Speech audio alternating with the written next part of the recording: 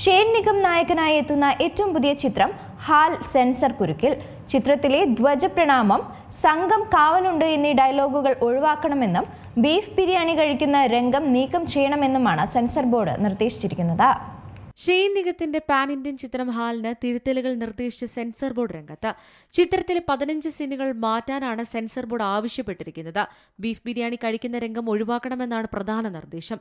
ധ്വജപ്രണാമം, സംഘം കാവലുണ്ട്, രാഖി, ഗണപതിവട്ടം തുടങ്ങിയ പരാമർശങ്ങൾ നീക്കം ചെയ്യണമെന്നും നിർദ്ദേശമുണ്ട്. നായിക പർദ്ദ ധരിക്കുന്ന രംഗം നീക്കാനും ആവശ്യപ്പെട്ടു.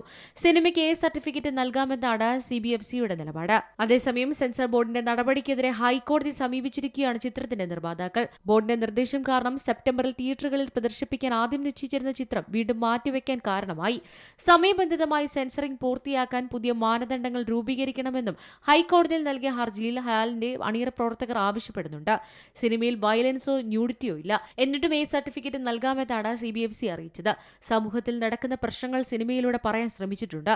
എന്നാൽ ഒരു മതത്തെയോ രാഷ്ട്രീയ പാർട്ടിയോ അപമാനിച്ചിട്ടില്ല എന്ന് ചിത്രത്തിന്റെ അണിയറ പ്രവർത്തകർ പറയുന്നു. വീര സംവിധാനം ചെയ്ത ഹാൽ സംഗീത പ്രാധാന്യമുള്ള സിനിമയാണ്. വൈദ്യസാക്ഷിയാണ് ചിത്രത്തിലെ നായിക. നിഷാദ് ഗോയ രചന നിർവഹിച്ച ചിത്രം JBJ പ്രൊഡക്ഷൻസിന്റെ ബാനറിലാണ് നിർമ്മിച്ചത്. പ്രവീൺ നാരായണൻ സംവിധാനം ചെയ്ത Janaki versus state of Kerala എന്ന ചിത്രത്തിലും സെൻസർ ബോർഡ് ഇടപെടലുണ്ടായിരുന്നു.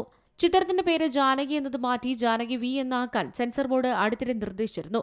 ലൈംഗിക അതിക്രമത്തെ അതിജീവിച്ച നായികയ്ക്ക് ഒരു ഹിന്ദു ദേവിയുടെ പേരിടാൻ കഴിയില്ല എന്ന കാരണത്താൽ സിനിമയുടെ റിലീസ് 1 മാസത്തിലധികമാണ് വൈകിപ്പിച്ചത്. News desk C Malayalam news. ഏറ്റവും പുതിയ വാർത്തകളും വിശേഷങ്ങളും വിരൽത്തുമ്പിലറിയാൻ സി മലയാളം ന്യൂസ് എല്ലാ ഡിജിറ്റൽ പ്ലാറ്റ്ഫോമുകളിലും ലഭ്യം.